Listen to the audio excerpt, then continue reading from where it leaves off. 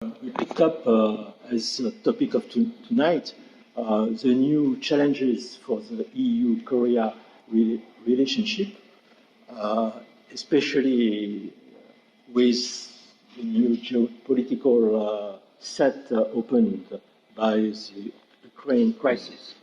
In a way, I think that there are several issues over this EU-Korea relationship. One is the fact that there is a new president in South Korea, and the election of Mr. Yoon, in a way, put an end to a cycle opened by the mass demonstrations against Park Geun-hye, and the end of it is the end of the progressive administration.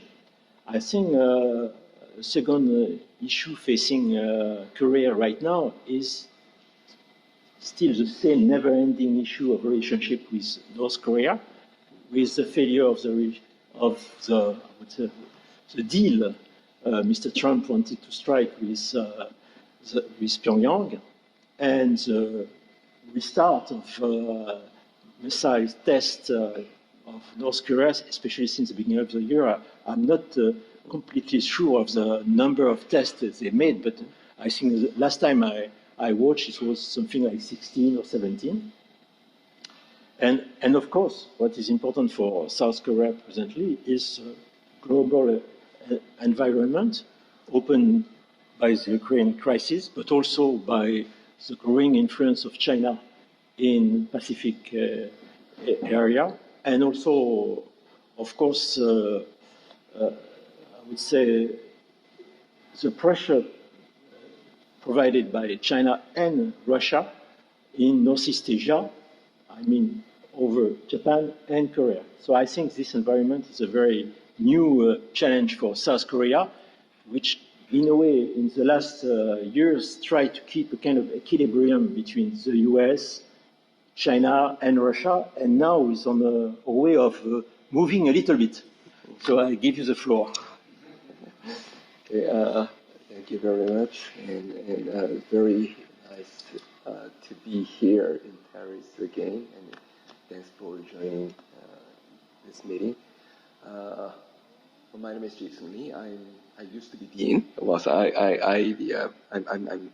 did my turn. I did my job, and happy to be back to the more academic side since last March. Okay, but I'm serving as a John Monnet chair in Korea. So and working both on Korean and Asian and European agenda. So try to, in a sense, try to build the bridge between the two. And well, this is my visit to Paris in 3 years. I remember. Well, during the pandemic period, we could not travel. So I'm happy to be back and happy to see Monsieur Collin and unfortunately Jean-François really well cannot be present today, but always good to have a good friend here in Paris. Okay, what I will address today is Korea-Europe, Korea-France relation. And the issue's been there for a while, and it has been quite stable. But nowadays, we are seeing a big change of circumstances, especially the couple of things happened during past 3 years. Last night, I thought about this topic and asked myself, what has changed during past 3 years? And most notably, I would say the pandemic. And second, Russian invasion in Ukraine. So that was a big thing. And if I add one more thing, the US-China competition got much more strengthened. And on that issue, the Trump administration and the Biden administration are not that different. So I would term those circumstances as new geopolitical challenges.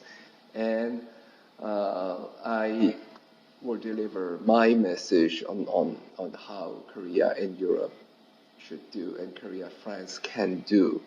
And at the end of this month, about a week, exactly a week from now, Korean President Yoon, who started his term last month, will go to Madrid to attend the NATO summit. Of course, Korea is not a NATO member, but 4 Asian countries this time, Korea, Japan, Australia, and New Zealand, were invited to the NATO summit, together with Ukraine, Georgia, and 2 possible candidate countries, Sweden and Finland. So at the end of my talk, I will also briefly mention how that would mean. And well, in the Q&A session, actually I want to listen, I want to hear how you are thinking, on which topic you are curious on this topic. So on that note, I will get started my lecture. So the war in Ukraine left a huge scar. Actually, we are seeing, well, it might be is it okay? Well, this side might be okay. So we are seeing a lot of casualties, and the cost of the war is always high, and also at the end, well, as of the beginning of this month, 6 million refugees from Ukraine. That's a huge number, and as of today, I will reasonably guess it's well over 7 million.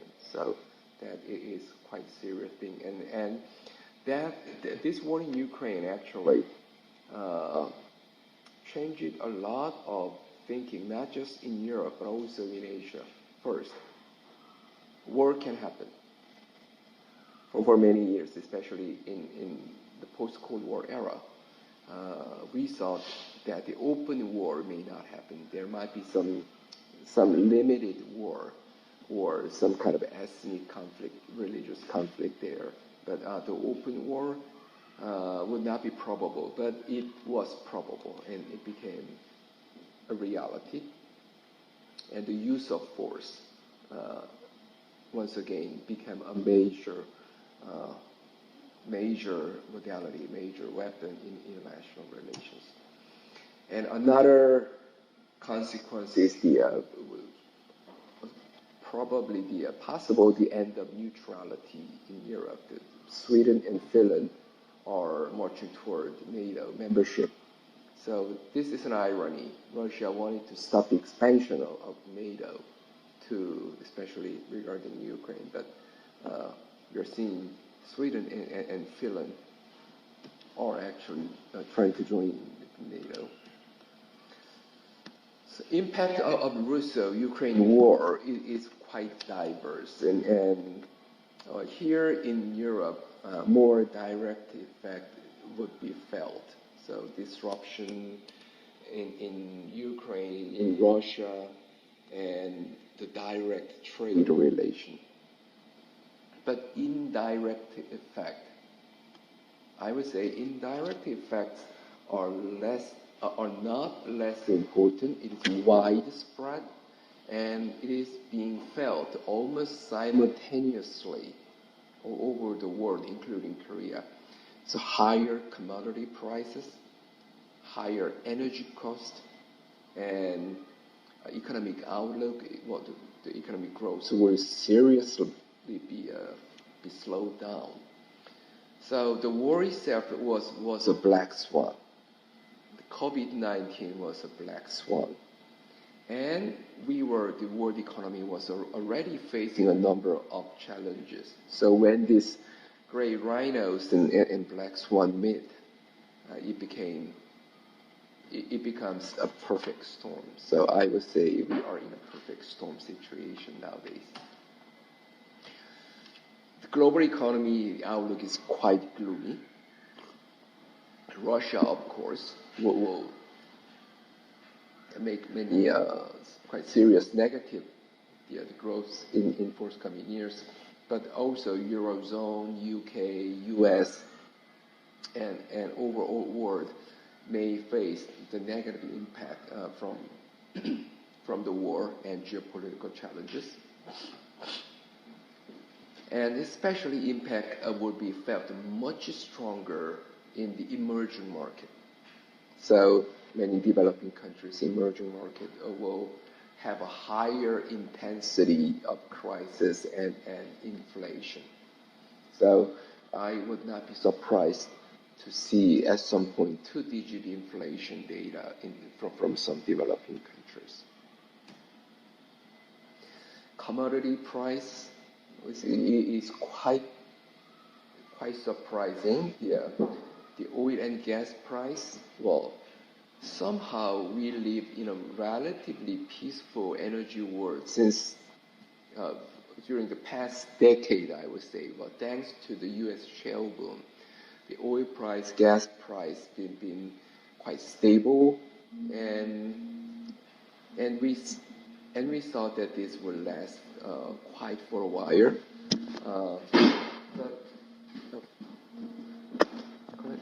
But might be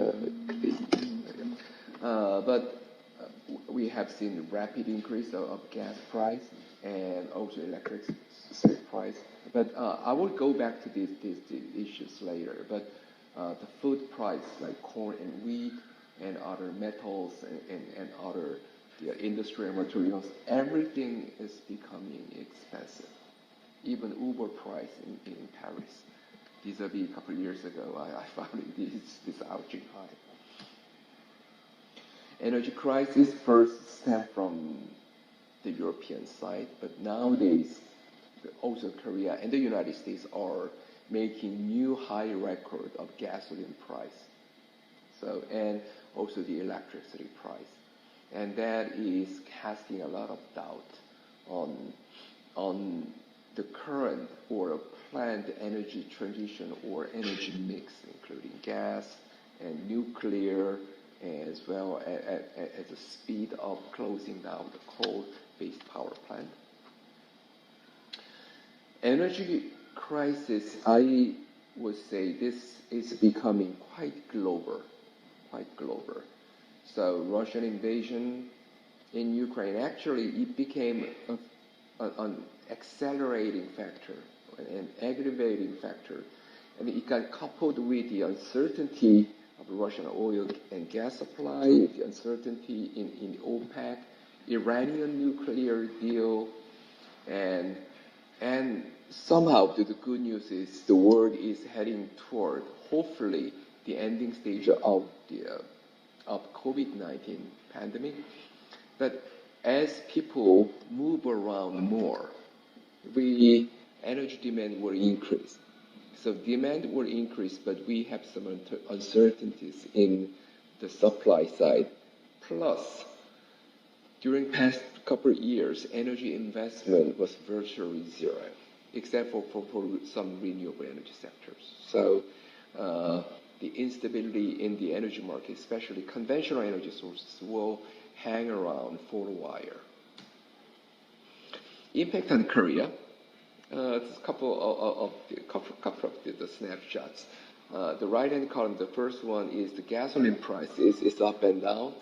But if I add the most recent couple of weeks, then it is going just straight up ahead. And interesting thing is, well, I added palm oil, and some of you may wonder why palm oil? Is it? Well, actually, palm oil is basically for food and cooking. And if we see the Korean palm oil import, then somehow, well, this year, the March of this year, it is shockingly low. And basically, the biggest factor was Indonesia. Indonesia, due to the domestic shortage of palm oil, Indonesia stopped the export. And the Ukrainian factors nowadays was added. Ukraine actually produced a lot of sunflower seeds and making cooking oil from sunflower seeds, and also the Russian side too. The Korea didn't use Ukrainian sunflower seeds, but anyway, cooking oil market and the alternative markets are being under huge stress. And why? Why that it's so serious? Well, the Korean people are working hard, working very hard, from very early in the morning till late in the evening. So at night we have to relax. How to relax? Well, we may turn on TV or the YouTube or Netflix, especially watching Parasite or all the Korean dramas. There again, and we need to energize ourselves. And the most popular item at night used to be chicken and beer, what we call the chinek. So usually, quite late at night, we order chicken, and it will be delivered in about 20 minutes or something. Chicken price is going up. Fried chicken price is going up, and the chicken itself is innocent, but cooking oil and other delivery costs. So that is affecting the quality of life of Korean people quite heavily. So it's very indirect effect, but real, I would say. Okay, and also Korea is also facing huge inflationary pressure. So Mr. Gulen just mentioned before the session about this, the central bank, the Korean central banks buying the bond fund.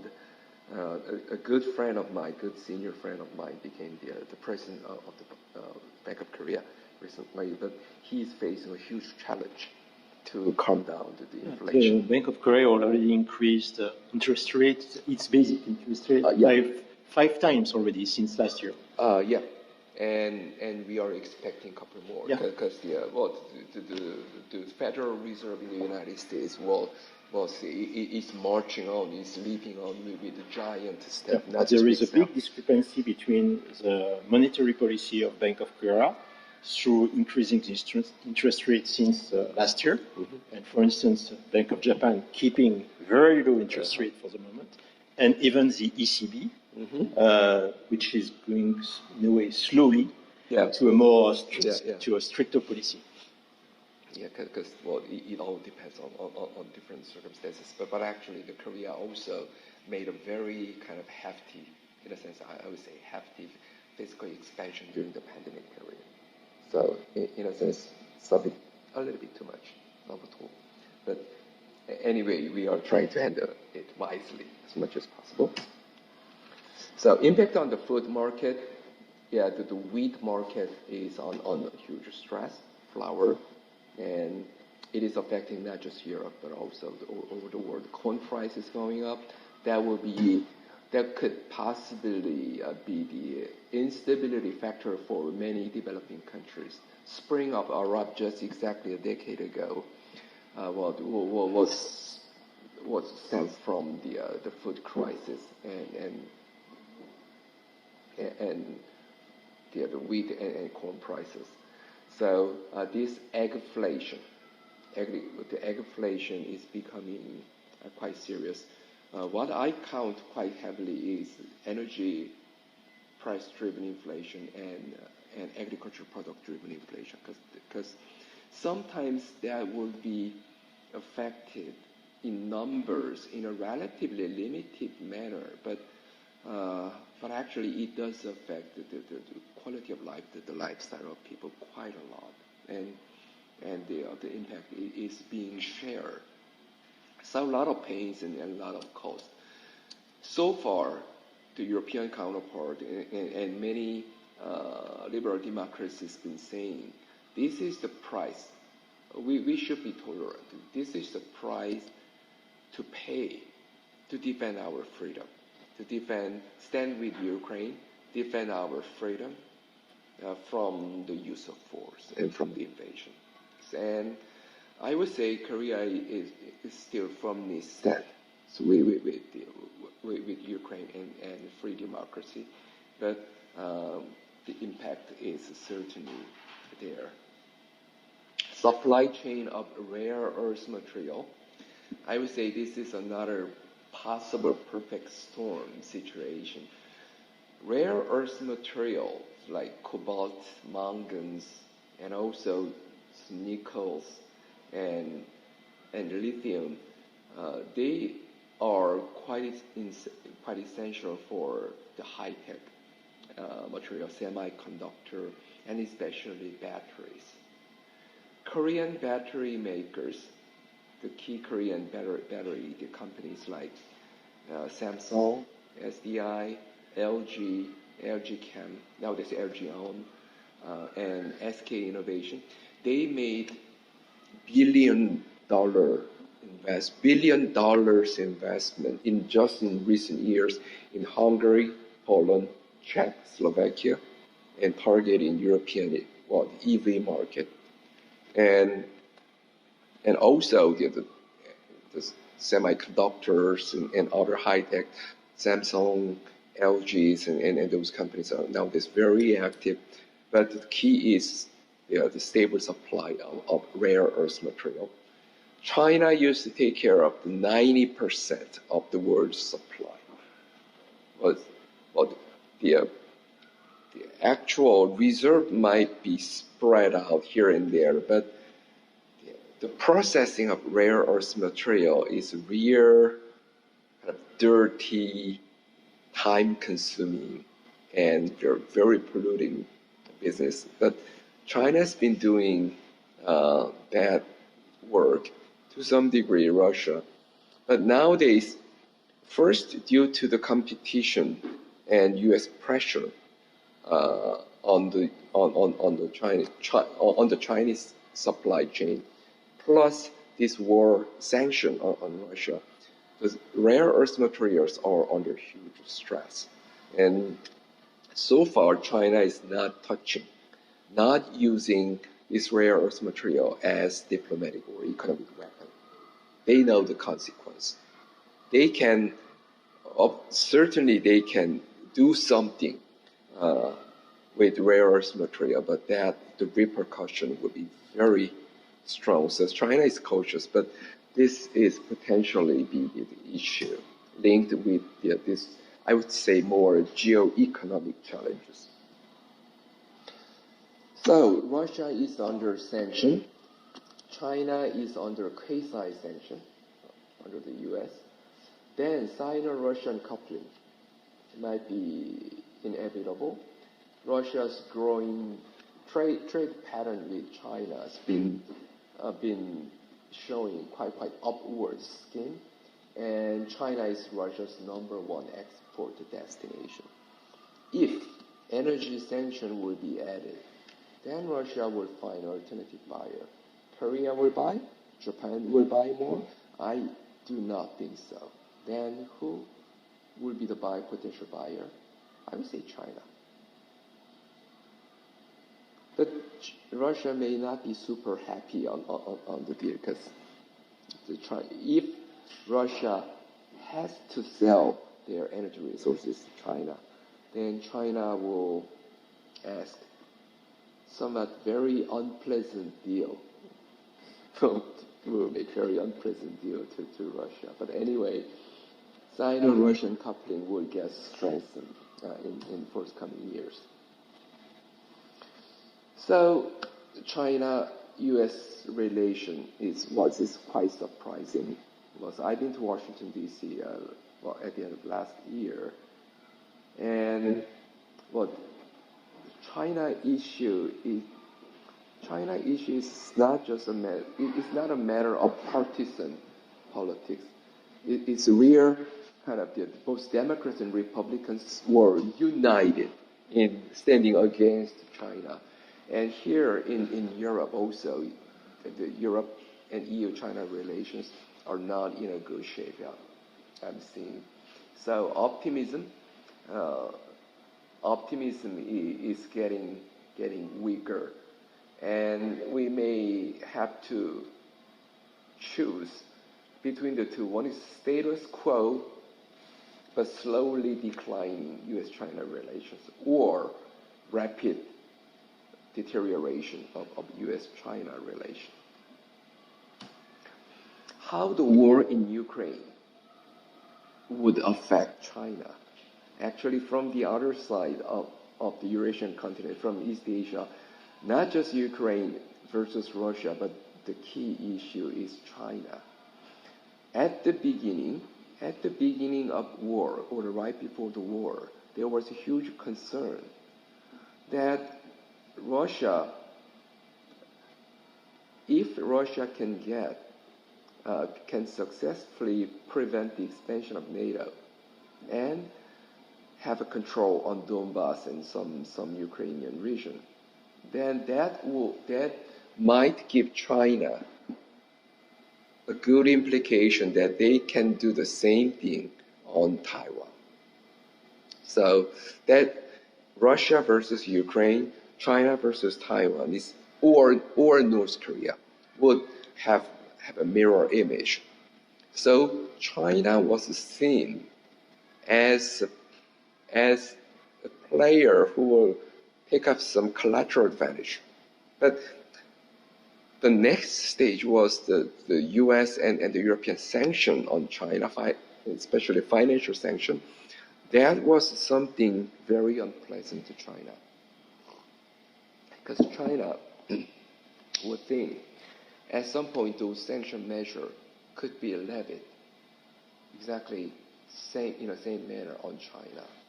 So China became a lot alert. So how and what China will learn from Ukraine, it depends on the way how it will end and what kind of final deal and what kind of peace deal will be made from the Ukraine and Russia. But China will certainly will get a lot of reference from this war and from this crisis. But recently, this is a very informal and politically non-verified one. But I met the China expert, and he said, and I asked, okay, how China is thinking, what's the mood? What's the mood in Beijing on this Russian-Ukrainian war? And he said, they're quite happy. Why? Well, some Chinese, the insiders, are thinking that Russia will be gone after the war. However the war will end, Russia will face huge difficulties, financial difficulties, economic difficulties, and even political difficulties in forthcoming years. So Russia, Putin might have wanted to become G3. And that was almost reached. But eventually, Russia might be in a declining path. And once Russia will get weakened, then China will have a relatively stronger status in the world to be as a rival of the United States. So that would consolidate kind of G2 system. Okay, so it may or may not happen, but some Chinese insiders may think so, and that is not very surprising. So the war in Ukraine have raised the challenge of economic security in East Asia. So there has been existing geo-economic competition, US versus China, Japan versus China. Korea was somewhere in the middle. But the war factors were added. So this is pretty kind of the pretty harsh environment. In the Pacific security framework and in the Pacific economic framework, now the United States is emphasizing this in the Pacific economic framework. Eventually, my perception is that it may replace APEC, Asia Pacific Economic Cooperation. quite surprisingly in East Asia, the term Asia Pacific began to disappear from a number of documents, especially from the US side and Japanese side. And it's been rapidly replaced by Indo-Pacific. Korea only partially joined in the Pacific Economic Framework, but China is very sensitive. China delivered a very harsh comment on Korea's participation in this Indo-Pacific Economic Framework. On the other hand, the United States is very active in mobilizing the like-minded country to build a new global supply chain, and especially in the high-tech area, so Techno-Democracy Alliance. And as I mentioned earlier, securitization of major resources is going on: energy, food, semiconductor, rare earth material, and even batteries. So these industrial items are rapidly becoming securitized. And the dilemma is there is no middle ground. In sometimes the United States, in this U.S. China, U.S. Russia scheme, previously there was some room of maneuver for other countries, including Korea, but more and more and less the middle ground is shrinking. So yes, Korea is facing, regarding economic security, Korea is facing a few challenges. First is the building the resilient energy security system, so energy mix and renewables plus nuclear. Recently, Korea began to talk about nuclear energy a lot more seriously, especially under the new administration. And the building the supply chain at the pan-alliance level, the U.S.-Korea and EU-Korea economic security will focus a lot on building the new supply chain on the energy, battery, semiconductor, etc. And Korea also have to prepare for the prolongation of Russian sanction. So Russian sanction, it will certainly affect Russia and Europe, but also in many areas, that will also affect the East Asian countries too. So especially when it got coupled with China. Nowadays supply, I ordered a pair of glasses, nice, quite fancy one. And it was the kind of overseas purchase, but the Korean online purchasing system is pretty good. So it was supposed to arrive in about 2 or 3 weeks, and mostly they were punctual. But I made an order in April, and nothing happened after 3 weeks. I waited for another week, nothing happened. So I sent the email to the sellers, and they replied instantly, "We are very sorry, but we are based in Shanghai, and everything is locked down. So you may wait, but we will be very happy to cancel your order, and we still do not know when this lockdown will be released." But so yes, a lot of things happen. So now I will turn to the more military and security side. And this is a photo from Pyongyang recently. And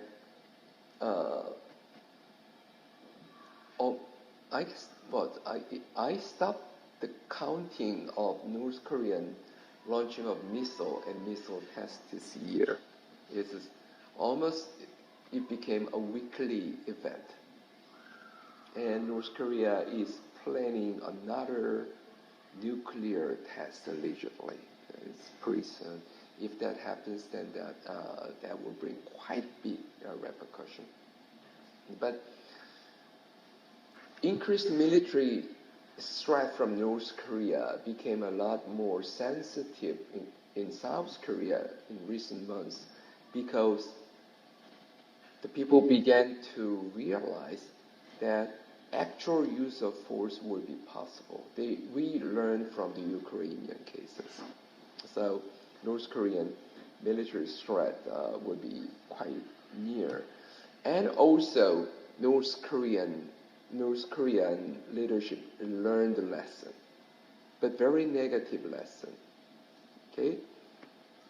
So far, the structure of denuclearization deal of North Korea was that as long as North Korea give up nuclear weapon, then other countries, US, China, Russia, South Korea, Japan, will guarantee the security, even regime security of North Korea, plus massive economic aid.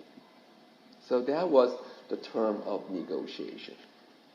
But North Korea learned the lesson first in 2014 in Crimea. While the Russian annexation of Crimea in 2014,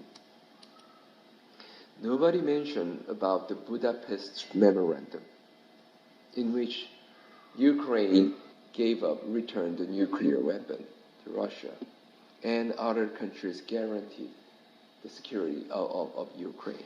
But 2014, nothing happened. And 2022, North Korea have seen the Ukraine was invaded by Russia. So Kim Jong-un's lesson was that it was a good idea. My father was right, and I am right. We should have nuclear weapon. As long as we have nuclear weapon, and even better one, the more nuclear weapon, more missile we have, we will be safe from any external forces. So denuclearization negotiation would be a lot tougher, very unfortunately. Korea's security dilemma. So, yes, Korea is maintaining a strong Korea-US alliance. And the United States want to actually, in addition to Korea-US alliance, US want Korea-Japan-US alliance. So this trilateral. But in recent years, Korea-Japan relations was horrible. That was in the Ice Age. And I think the many fault will be given to two administration, both Korean and Japanese administration. But as long as North Korea nuclear and military threats are there, Korea needs a good alliance system in Northeast Asia.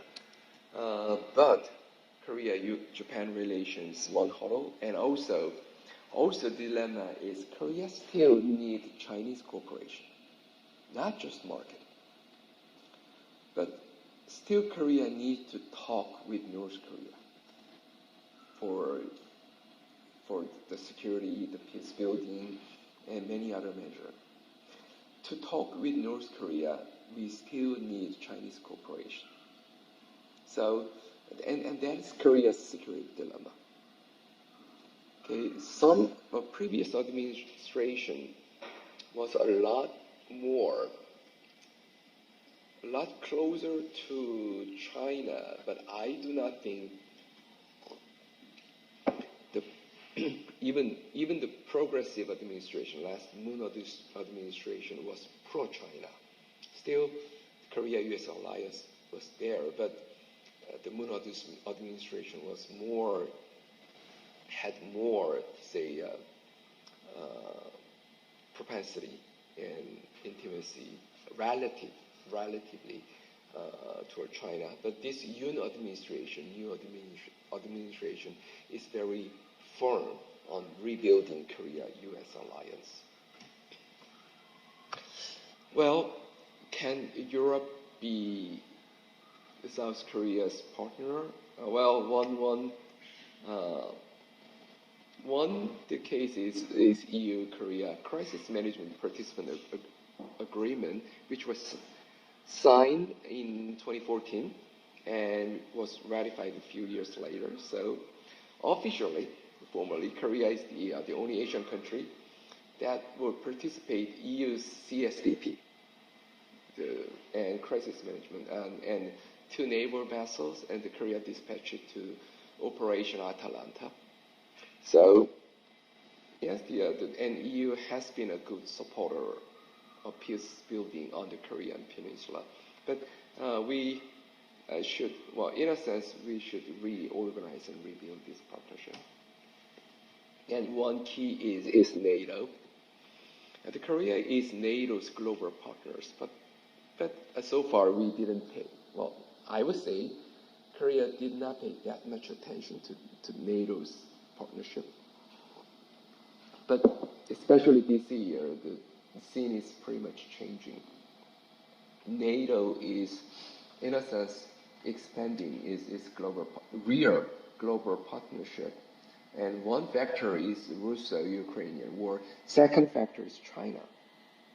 NATO began to designate China as systemic rival. So China is becoming the threat element. Then Japan, Korea, Australia, New Zealand, these countries will have more strategic value to NATO. This is the kind of cartoon that was used for my recent column to Joseon Daily. I'm regularly writing the column called the Euroscope into the Joseon Daily, one of the oldest and biggest Korean newspaper,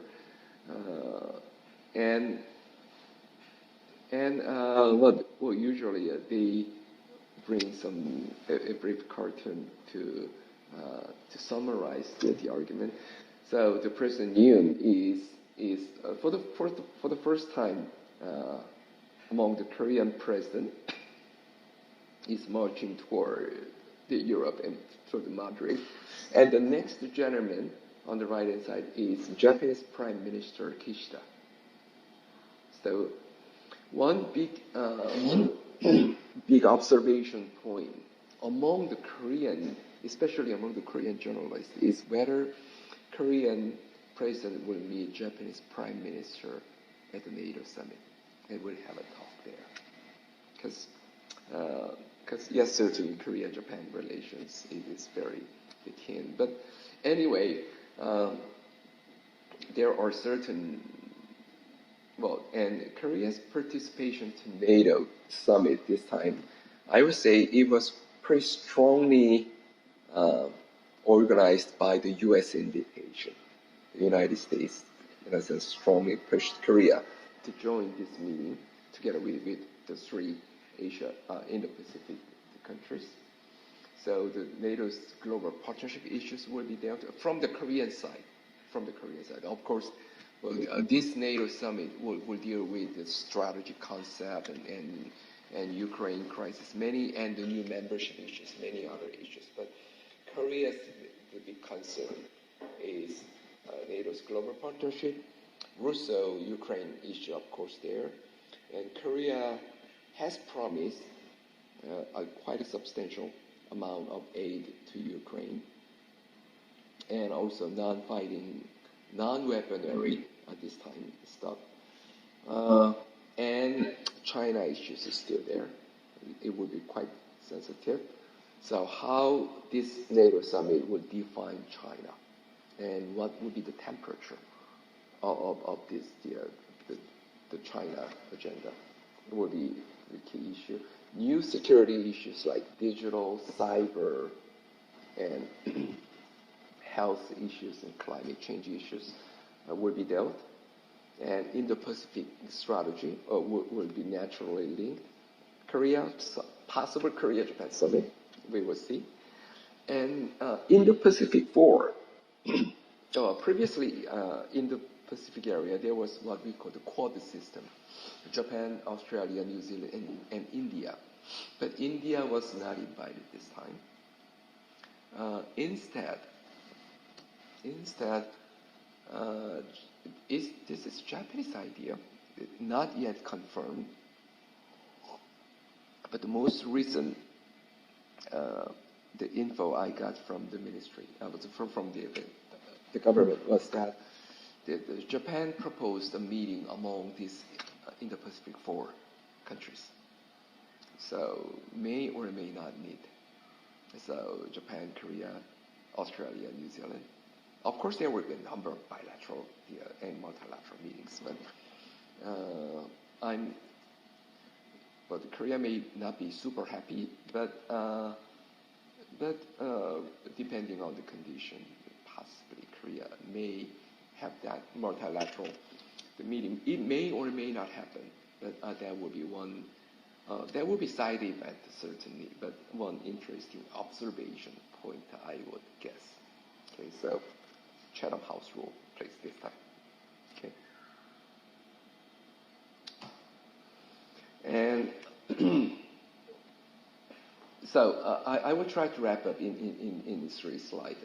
Okay, so how Korea and Europe will cooperate in the post-pandemic and post this Ukraine war era.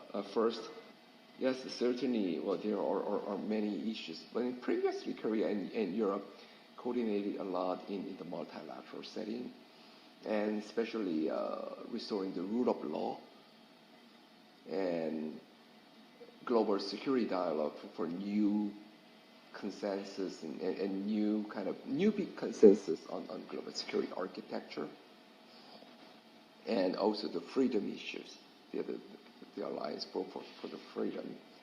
But basically, this is what we have done in the previous year. But you will but a few elements will be highlighted more. First is especially for Korea, is building a new partnership as a pan-alliance scheme. That is, sometimes Korea-US alliance, Korea-Japan partnership, Korea-Europe partnership being treated separately. But I'm suggesting, and a couple of other experts are suggesting, to combine these partners, this strategic partnership in a pan-alliance scheme. And that will be pretty essential to deal with much tougher denuclearization of North Korea, and also to deal with the growing challenges of global supply chain and other security issues. And of course, the Europe began to join in the Indo-Pacific area, especially from last year.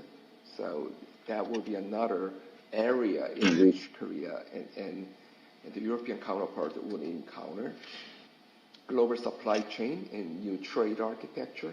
Certainly that will be the key issue. Human rights and humanitarian assistance issues will be there. Climate change, pandemic, human security. I would always emphasize the climate change agenda as one very potential agenda.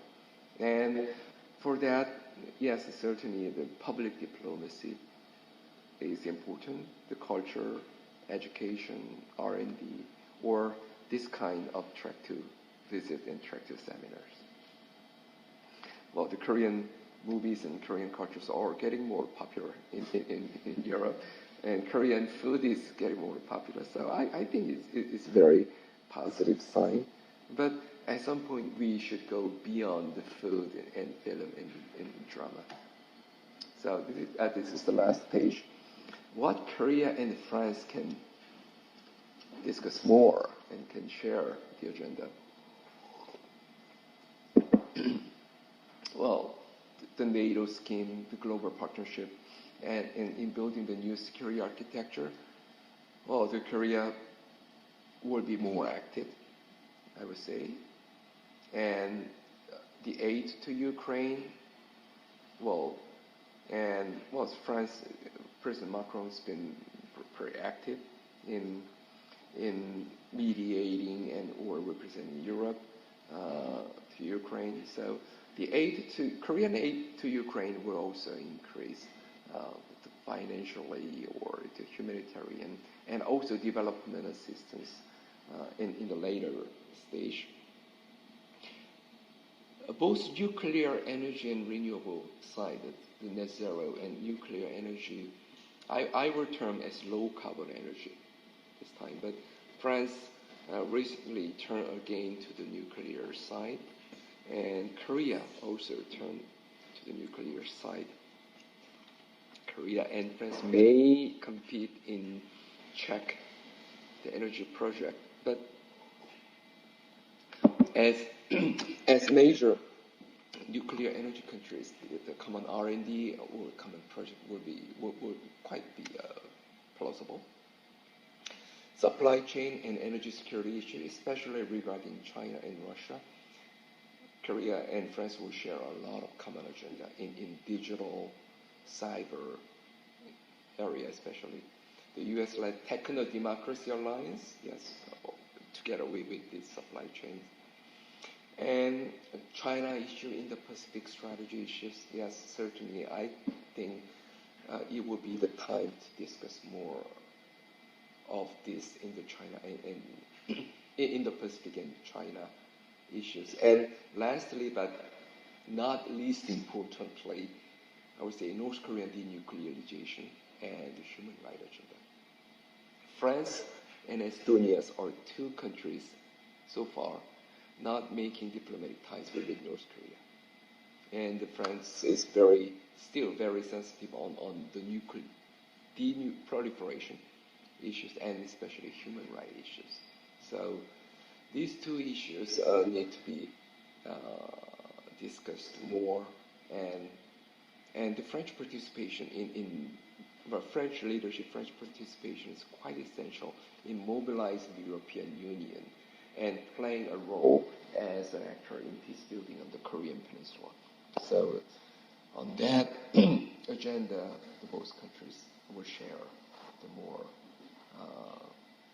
road for cooperation in the future. We certainly need more dialogue, more policy dialogue, more academic dialogue, either track 1 or track 1.5 or track 2, but certainly the economic security, traditional security, other global agenda and human rights issues, yes, certainly I do see the bigger room for discussion in the future.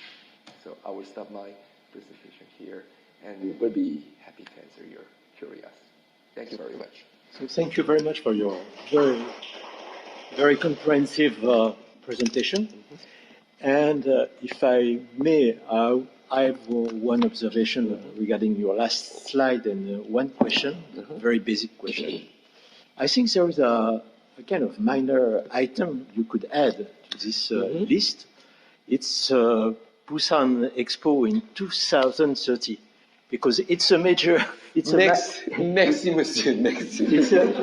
compared to the human rights issue, it's maybe minor, but in a way, these issues are always very important in terms of diplomacy. And I think it's one which can be added to the list. Certainly. I will instantly add. And my question is, as I said, quite basic, and I will take it from a personal observation. When the war started in Ukraine, I was in a way surprised to see that there were demonstrations in Japan against Russia, and there was a kind of openness of the Japanese government, and even from a rather conservative branch of the government, which is the Immigration Department of Japan, related to the Ukrainian refugees. And Japan accepted a little bit more.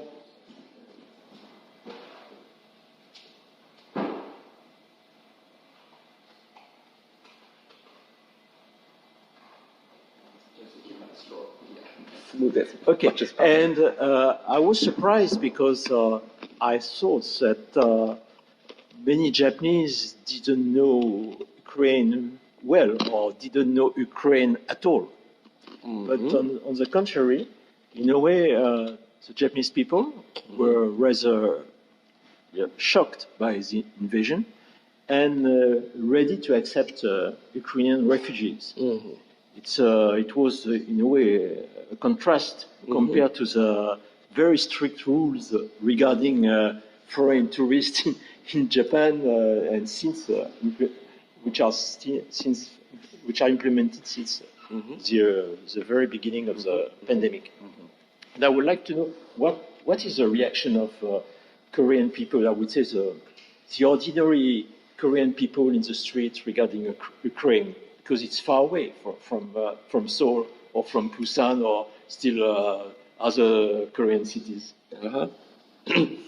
Well, Ukraine is quite far away indeed, but still, well, we have some pretty decent Ukrainian population also in Korea.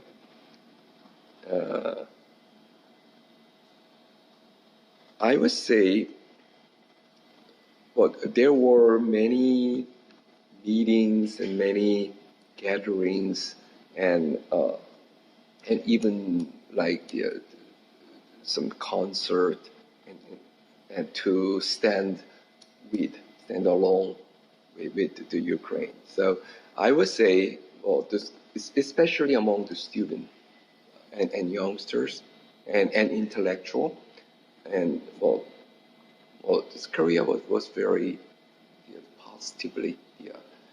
I would say without hesitation, Korea is a strong supporter of Ukraine.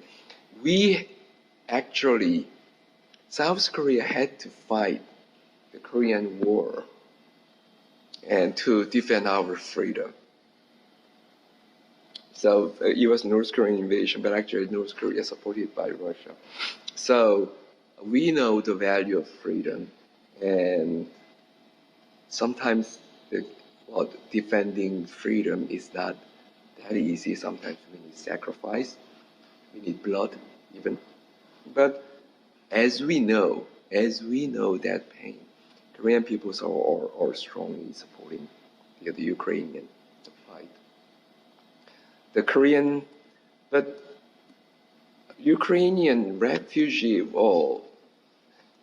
would have been considered quite seriously, but there were not many requests actually from the Ukrainian side. It was quite far away. That was one thing. Second, due to pandemic, the flight conditions are not good. So not many flights are actually flying from those eastern side to Korea. So I honestly, I don't know how many Ukrainian refugees will seek their shelter in Korea. But I would say the overall public sentiment toward the Ukraine is quite positive.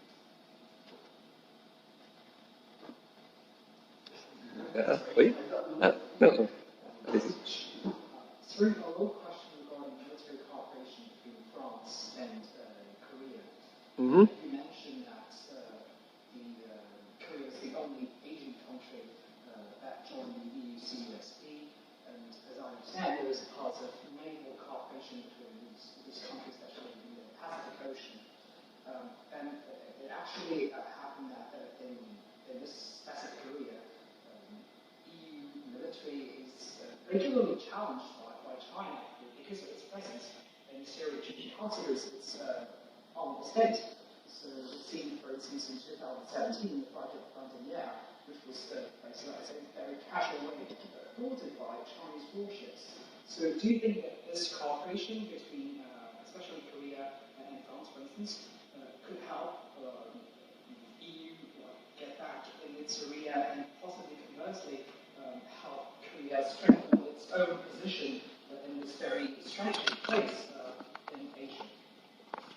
A good question.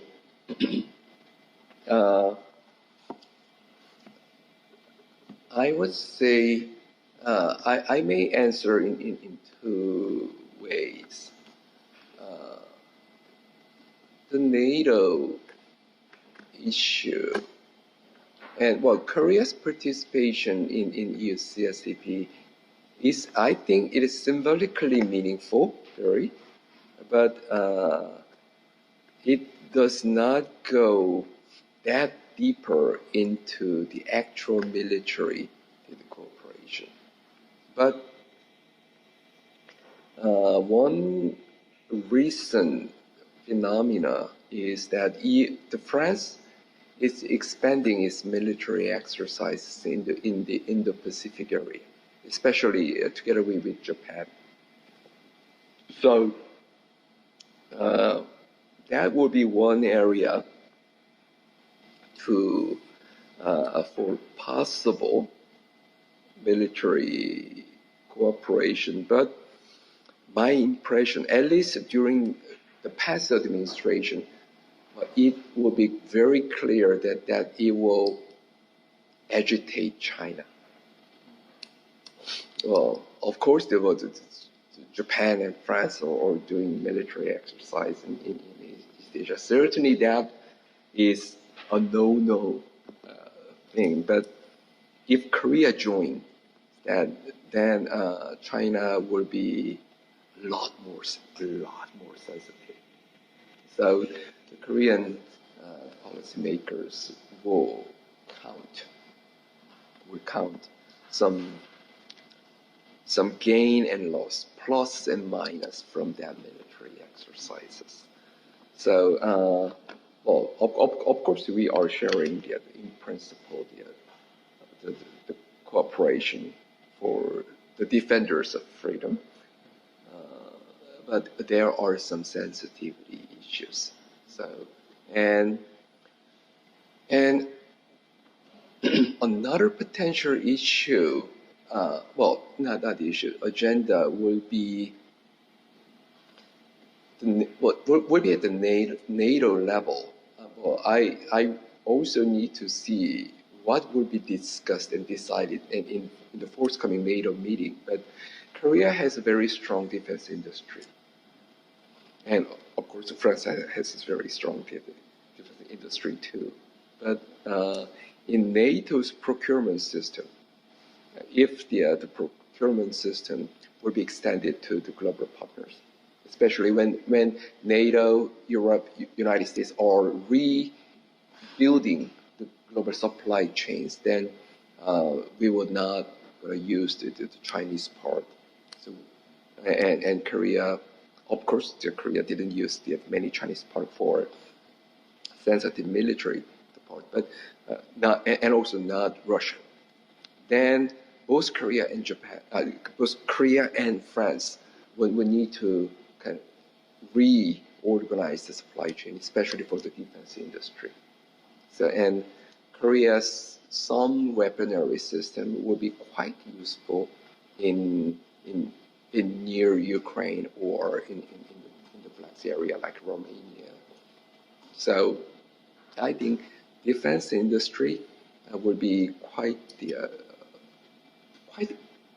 promising area for the cooperation. Korea is a strong digital country, so we do have a very strong digital and cyber system too.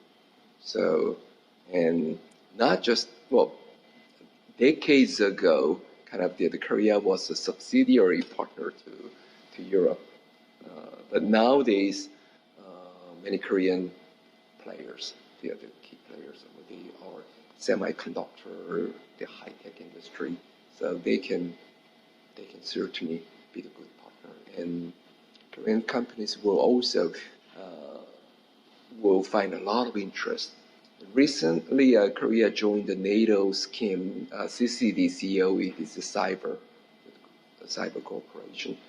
And maybe if the both sides can talk about the common standard system, the NATO standard system, and if both sides have some convergence on those the NATO level military procurement and standardization, then I think that issue would be pretty much galvanized. Okay. I'm coming on Indo-Pacific. Okay. There is a lot of nuances in Indo-Pacific. Yep. And not only across the country, but including across the time.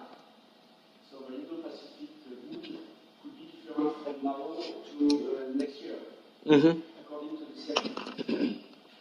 The European Indo-Pacific version, between the three notions, the relation with China, namely partnership, competition as fair as possible, and systemic rivalry or confrontation.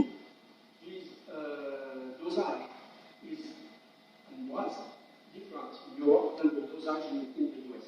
The part of confrontation was higher with the US. One problem is that with the crisis in Ukraine, that the confrontational part of it would increase to the detriment of partnership and fair competition. My idea was that Korea was a bit like Europe, close to the fact that confrontation is not good. If it is only that, it's very dangerous. And partnership and fair competition is important. So my question is it correct? And if it is correct, Korea and Europe may have a more similar nuance of Indo-Pacific than, for example, Korea with the US.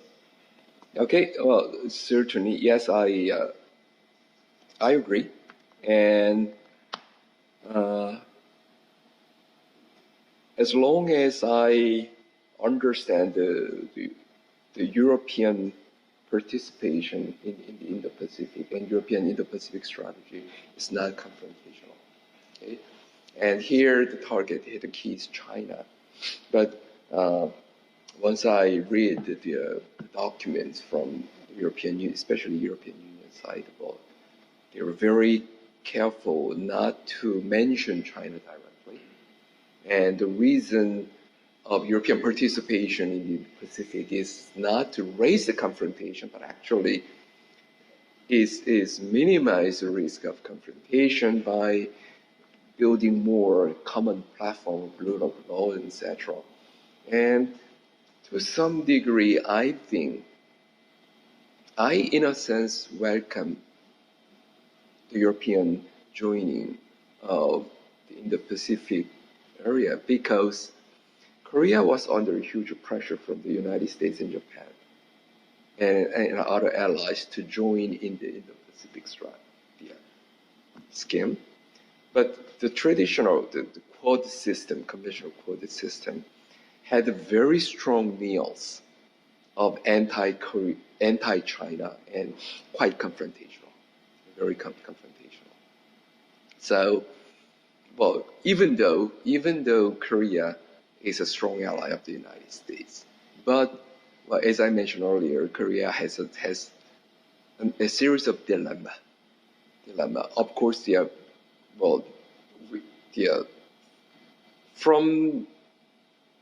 from the heart, we may go for the disalliance scheme, but we have too many complicated issues involved with China. So Korea tried to keep what we call the strategic ambiguity as much as possible. But I would say heure de vérité is coming, and strategy ambiguity may no longer be available for a long time. But certainly, Korean stance toward the Indo-Pacific is that as long as it is not confrontational, as long as it is not building bloc against China, then Korea can join, especially at the functional level. So, yes, certainly I appreciate your mentioning that Indo-Pacific has a number of nuances.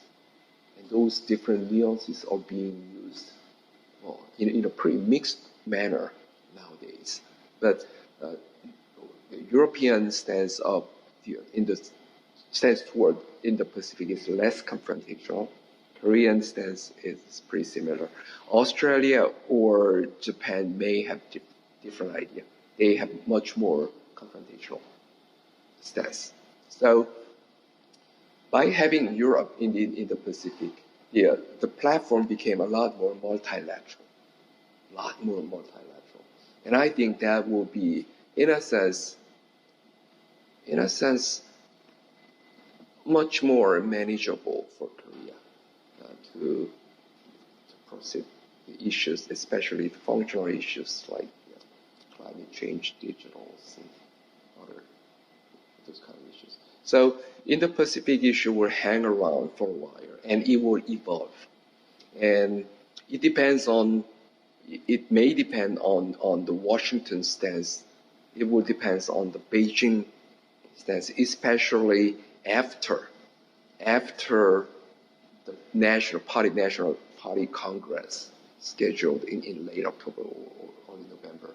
Xi Jinping is very keen on that Party Congress. Once it gets over, then China will go for a more longer-term strategy.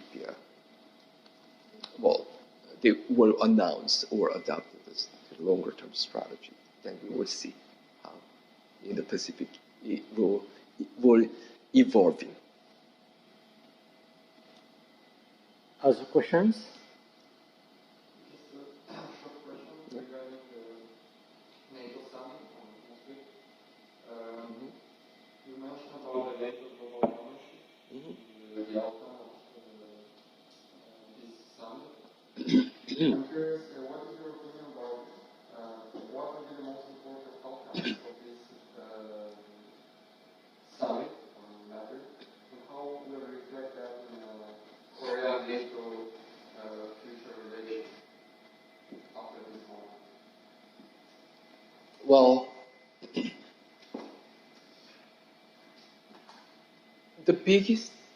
the second question first. The at least Korea will pay more attention to NATO. Because, there were some practitioners and diplomats and this government officers in charge of NATO. But NATO-related issues did not bring huge audience. Recently we began talking a lot about the NATO's extended deterrence, nuclear issues, and nuclear sharing or nuclear planning group, because North Korean nuclear strategy is becoming more and more rare. So the Korea has to think a lot about the extended deterrence. So that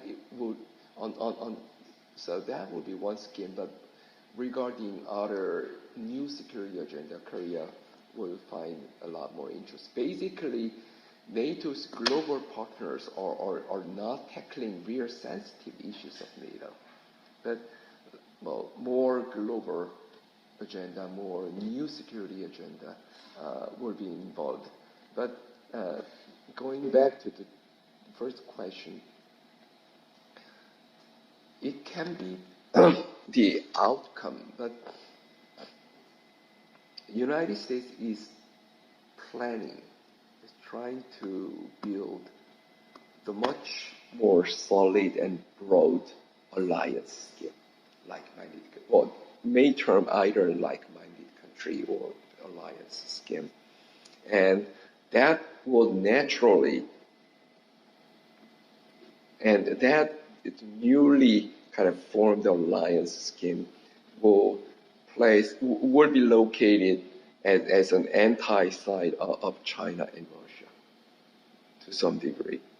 So China is still tricky, but and that was why I mentioned that how NATO will define China this time will be the key. But from the U.S. side, the biggest the achievement might be NATO plus these four Indo-Pacific countries and building a kind of new security architecture. And from the Korean side, well, to a certain degree, we can go for a more pan-alliance scheme.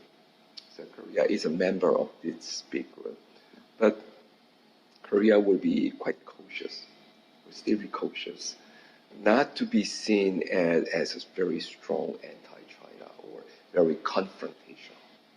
So Korea will try to set the tone, and not just Korea, but also some other countries will try to set the tone accordingly.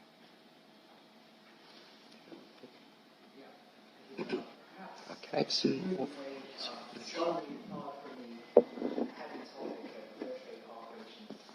Regarding maybe another form of economic and cultural cooperation between current countries in Korea, perhaps not only the advancing involved in it. Recently and for the past few years, Korea has been praised, and rightly so, for its openness, especially towards students. Towards students who came from foreign countries. There have been many policies to facilitate their integration in Korean universities, especially during COVID times when most Asian countries have actually closed their borders, especially to students. And as we know, Korea's job market, especially for young graduates, including from prestigious universities, has been contracting. It's very hard for them to find a job in these places. And it's becoming more the case for foreign students. So I was wondering, is Korea actually thinking about implementing policy to actually facilitate the entry, integration of foreigners also in the Korean job market, not only in the education system, or would they be going to fight integration maybe for the current Korean society? Thanks for asking that question. While I was serving as dean of the classical international studies at KU, one of my mission and one of my achievement was I launched a new division of global Korean studies and College of International Studies there. And by having the global Korean studies division, we used to teach the student in English and try to send them out, but we are hosting more foreign students in a systematic way. So Korean studies is not just Korean languages. So the global Korean studies is trying to teach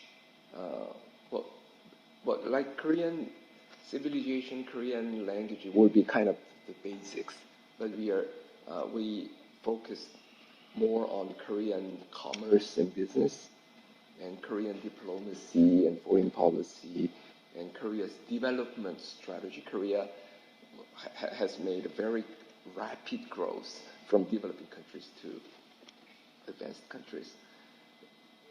So we are making that, and also Korean media and entertainment. So we are trying to train more foreign students, and the purpose is getting them launched in the actual job market track. So immigration policy is another thing actually. There's another bureau, ministry have to work on that. But I think BC and AC will be quite different. BC and AD, or AC. The BC means before Corona. And so in BC era, it might have been somewhat limited. But once we are moving to AC after Corona period, then I hope that the door will be a bit more open. Previously, we received, actually in reality, a lot of Chinese students came to Korea.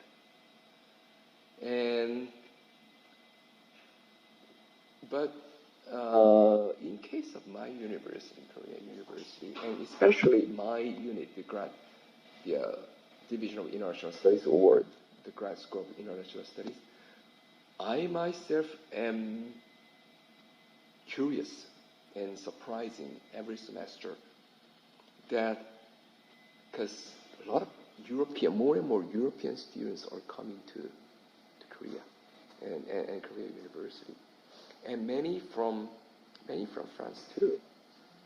And I've been especially curious on those French students. So, yeah.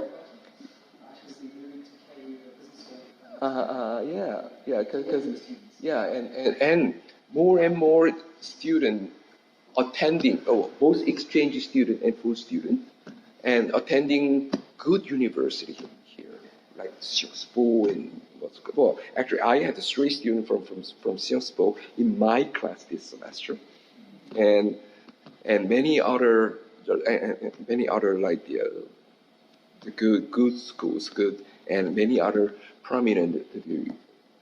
So well qualified European students are coming. So I think that is a very positive sign.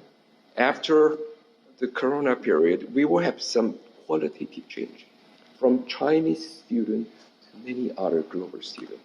So I'm very optimistic, and I'm pretty confident that Korea will be another kind of very open, the education hub. It's a lot more open than Japan. I think so too. Yeah, Japan is following up. Yeah, and China been very aggressive, but in recent years, some mixed kind of meals in China. So yes, but Korea is very global, very internationalized, very open society. So I would welcome more the education, Erasmus Plus side. If there is no more question, I think we've reached 7. Yeah, okay. 7, so maybe we'll stop here. Okay. Again, I thank you very much for your presentation and for your questions. I think it brought us a new thought about the relationship between EU and Korea, and France and Korea. And as you say, I think the relationship is little by little. I can see that from my side and my age, if I may say like that, between now and the 80s, for instance, where I started having an interest in Korea, I think things have changed dramatically in a positive way. And it's still changing. Still changing, yes. It's still changing, but in a positive way, hopefully. Okay, thank you very much. Thank you very much. Merci beaucoup de votre attention et merci à tous.